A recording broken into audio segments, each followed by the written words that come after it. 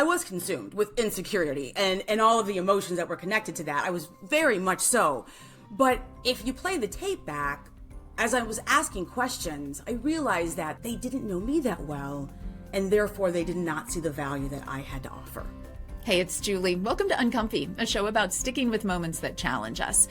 You know, every single day I encounter ideas or people or situations that make me a little uncomfortable.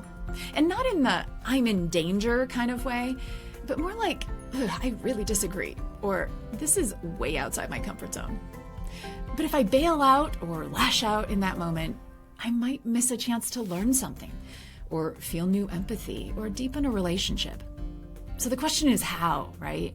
Well, that's what this podcast is about. Real people telling real stories of choosing to stay open and curious in challenging moments. I'm glad you're here. Now, let's get uncomfy. Have you ever thought about conflict as a good thing? I'm joined by Hélène Biandudi Hofer. She is a conflict navigator, a broadcast journalist, and she's co-founder of the consulting firm Good Conflict, which trains people and organizations to reimagine conflict. Hélène, welcome. Thank you so much for having me, Julie. It's great to be here, and I love the concept of this podcast. It's definitely a space that you live in because Yes. we all know that conflict is the ultimate in Uncomfy. So I'm excited to tap into your expertise. But I would love to know just a little more about you because you talk about in your bios your great-grandmother as a major inspiration for the work that you do. So tell us about her. Yeah, so my great-grandma Nkoko is from the Congo. My father is from Kinshasa, which is the capital of the Democratic Republic of Congo in Central Africa, for those who like to get a sense of where place is in geography.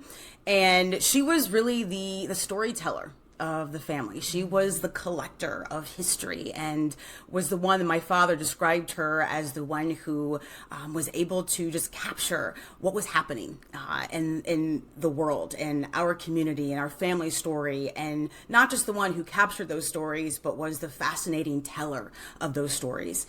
And I think the reason why I'm so connected to her is because that storytelling translated to my father, and then that translated to me. And my father was very much not only a storyteller, but he was also the kind of person that when people were struggling, when there was pain, was one who was very much able to tell stories in a way to bring a sense of healing and understanding. And I found that to be so captivating, especially as a kid, when it comes to the power of storytelling. The beautiful connection here is that because I too, being a journalist, it's about telling stories. It's what I love about this work, but also the idea that, your father was using stories, your great-grandmother was using stories in a different way. It wasn't just to entertain. It wasn't just to inform. And certainly journalists do more than just entertain and inform, but there's this deeper level that connects really beautifully to the work you do now as a conflict navigator. So how do stories, I guess, help or hurt in conflict scenarios? That's a great question. And I can clearly remember, Julie, it was 2018, and I'm sitting in my living room, and I was hosting and producing a PBS program at the time. And I can remember just sitting there and thinking to myself, I don't think that the stories that we're covering are helping people in this community the way that we have intended for them to help people, to bring change, for people to have some sense of hope and to feel seen and reflected in the stories in a way in which I don't think that they felt that. And it wasn't that, and I don't, there were some stories I'm very proud of, and I will, grateful that I had the opportunity to do them. But there were some that I covered, and I was told that I caused more pain and harm, and that was not the intent. And I can remember sitting there thinking, I don't know if this really isn't what I signed up to do. And a few months later, I read this article that was written by a journalist by the name of Amanda Ripley, and it was called Complicating the Narratives. And she wrote it in partnership with the Solutions Journalism Network. And I told Amanda this, I felt like I was in church on Sunday. as I was reading that story, because I literally was like, hallelujah, like yes and amen as I was reading it. Yes, we are oversimplifying things. Yes, we are painting people as one thing, and they are not a monolith. Why are we doing that? And it shifted so much for me as a journalist. And I did leave that position, and I joined forces with the Solutions Journalism Network. And we took Amanda's Complicating the Narratives piece and turned it into a training program and eventually trained journalists around the world. So it's a way of telling stories that actually stories do have the power to do what you were talking about, that your father was so good at doing, healing and bringing hope and helping kind of shift a focus of a community towards solutions. But it's all in the telling. It's in this idea of including more than maybe just the black and white or the binary or the sort of like everything's terrible or just focusing on the conflict. Correct. A way of telling stories so that people feel seen in all of their complexity. And they may not like the story in the end, but they can say, I actually learned something that I didn't know about the situation, about this other group that I had so many assumptions about, or I learned something about myself that I didn't know before. And that's really the goal. Yeah.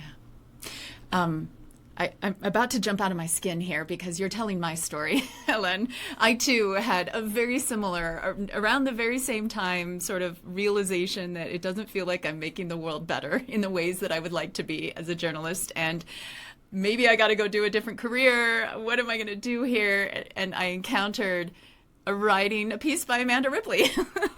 It was one of the very same pieces that she's written a couple over the years that have appeared in the Washington Post. I think one that I encountered was maybe a few years later, and then I went back and kind of read all the other ones, and too felt like, okay, the choir is singing. Like, this is it. Yes, I get it. Like, I get it now.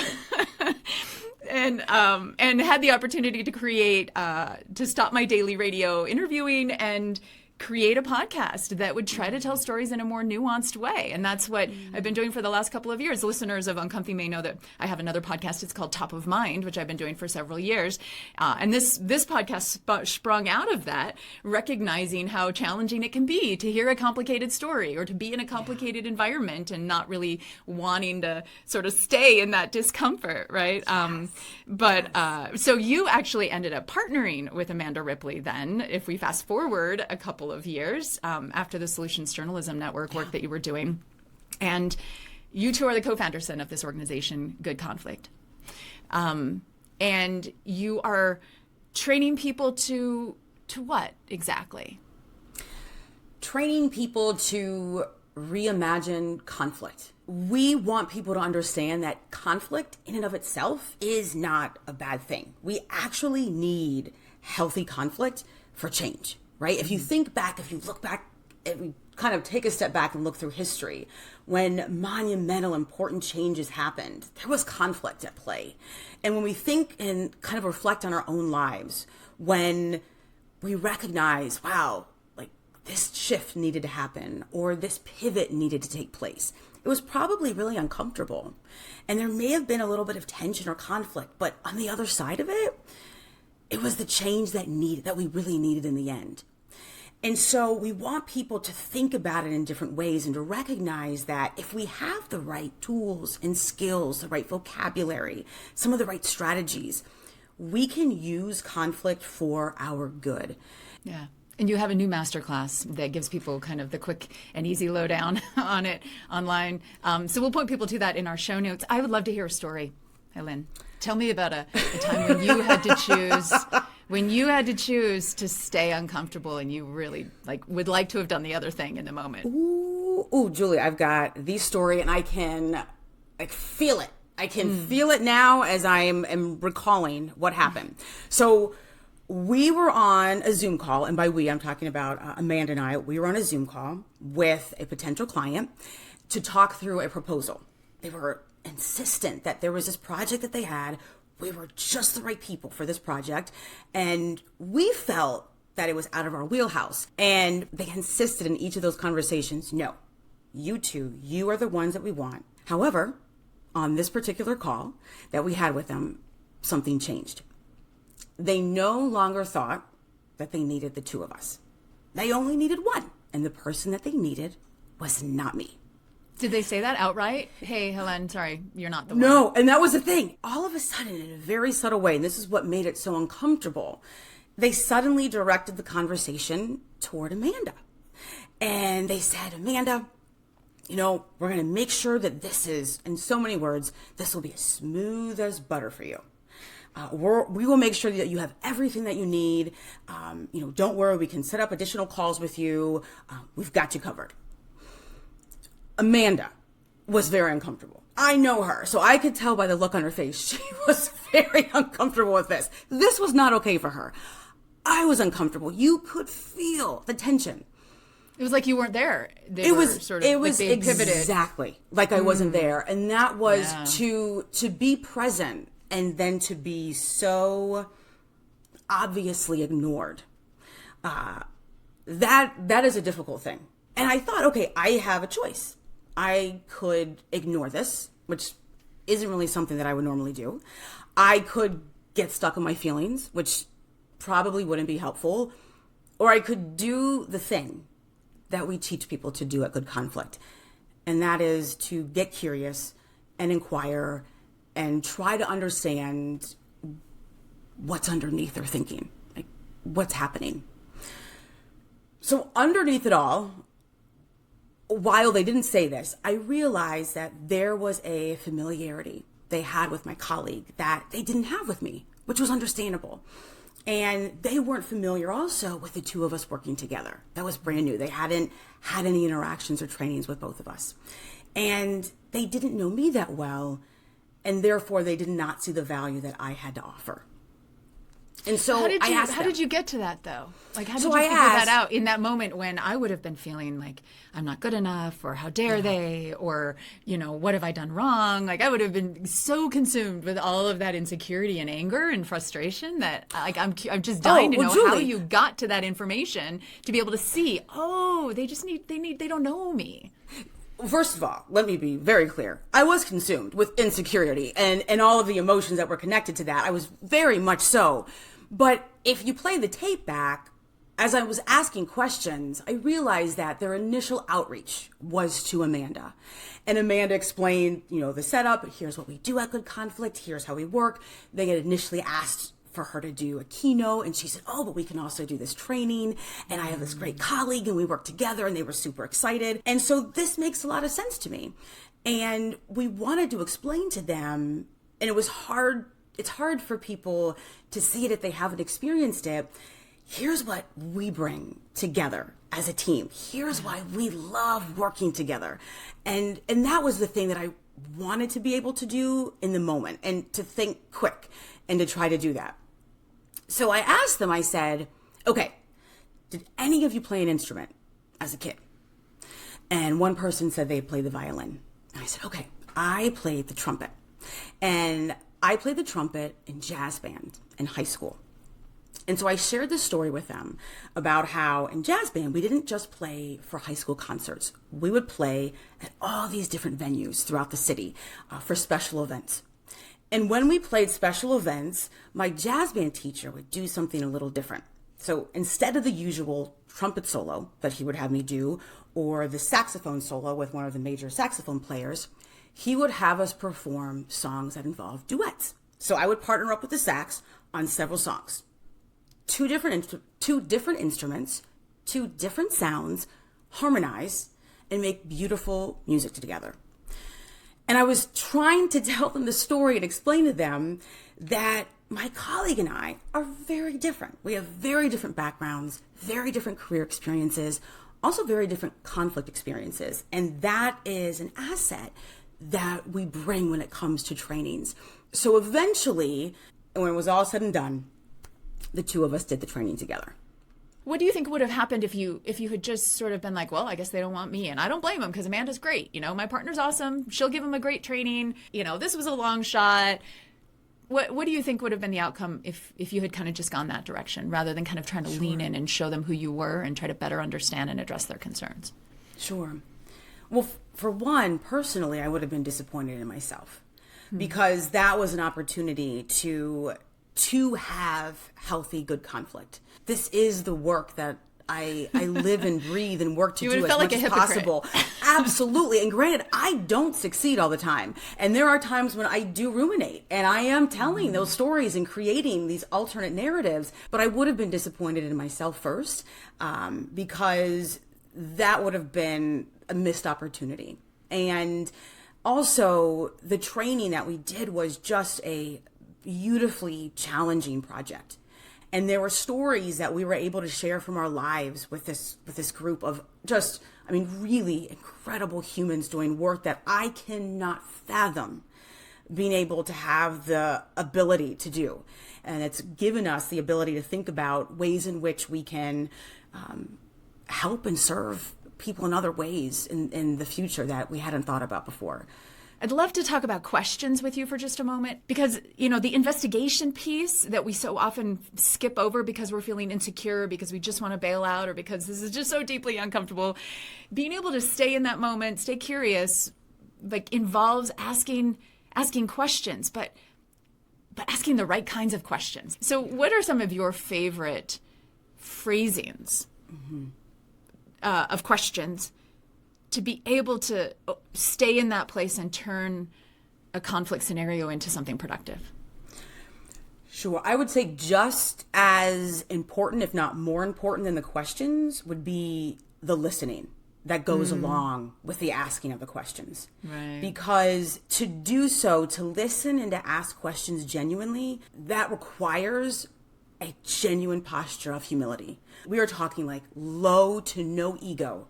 To be able to do this in a way to really want to understand when we're in a high conflict, tense situation where we feel that we're being attacked, or there's something about our identity, our views, the way that we see it, we move in this world is just being judged or characterized in a particular way. That is deeply hurtful and painful. But if we're able to get into a place of, okay, this is not about me. I really first need to make sure I'm understanding where this other person is coming from. When we can get to that, we're able to listen differently. We're able to ask questions in a way that the other person feels as though we're not interrogating them, but instead we're coming from a place of genuine curiosity. And then what happens is that will lower their guard and they'll feel much more open and willing to respond.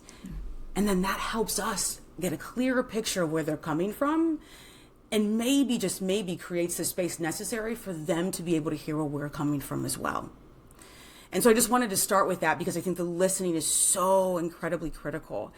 And so we talk about how in good conflict, when we ask a question, it's, one question that I love is, imagine if this issue were completely changed, like this problem that you have, like you wake up tomorrow morning and it's suddenly fixed. How would you know? How would they be reporting on this if it were solved and you turn on the news, or you turn on your favorite podcast, or you read your favorite paper? And then you listen and then you reflect back what you're hearing. Oh, so it sounds like you wouldn't feel like you were being demonized. And it feels like it wouldn't seem to you as though the beliefs that you hold so dearly and that are so important to you aren't being attacked. Is that right? And so that's a question that I like to ask. Another one is, what do you believe about what the other side has to say on this issue? So if there's a particular issue, like what do they have right about this? Because it gives them a chance, like you want to talk about dissonance, like it gives them a chance to like lean into, oh, you know what? It kind of opens and expands their way of thinking.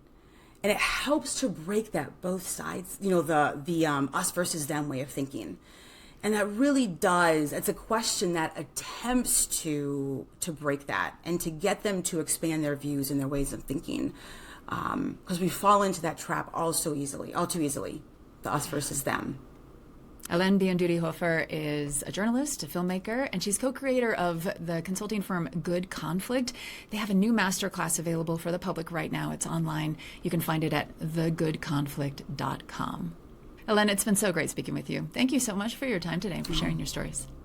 Well, Julie, thank you for this. Thank you for this conversation and for what you do. And thank you for getting uncomfy with us today. I'd love to hear your thoughts on what Hélène was teaching us there. And if you had an experience where you have successfully or not leaned into the discomfort of a moment where you felt challenged, I'd love to hear about it. Email me at uncomfy@byu.edu or find me on social media and we can connect. And be sure to check out my other podcast, Top of Mind. Every episode, we are trying to complicate the narrative, as Hélène was describing, around a specific tough topic. We're looking for perspectives that will surprise us. We're looking for people who've had a change of heart on a specific issue so we can understand how people's positions are shaped and help us better understand the way we see those issues so that we can be better advocates and kinder neighbors and more engaged citizens. You can find Top of Mind on all the podcast platforms. I'd love to have you add that to your listening queue. Uncomfy is a BYU Radio podcast. Samuel Benson produces it, and the team includes Anike Prado, James Hoops, and Sam Payne. Our theme music was composed by Kelsey Ney. I'm Julie Rose. Can't wait to get uncomfy with you again next week. Hey friends, if you are on the lookout for another awesome podcast, check out Constant Wonder. It's also from the BYU Radio Network. It's hosted by my friend Marcus Smith, and it is like embarking on an exhilarating journey through captivating stories about our magnificent natural world. As you listen, you'll gain profound insights into different facets of our planet. You'll discover more about nature. I've learned about whales and bees and nematodes from listening to Constant Wonder. And you might even find yourself pondering your own connection to the wonders of this earth. So, wherever you usually get your podcasts, do yourself a favor and go check out Constant Wonder from BYU Radio.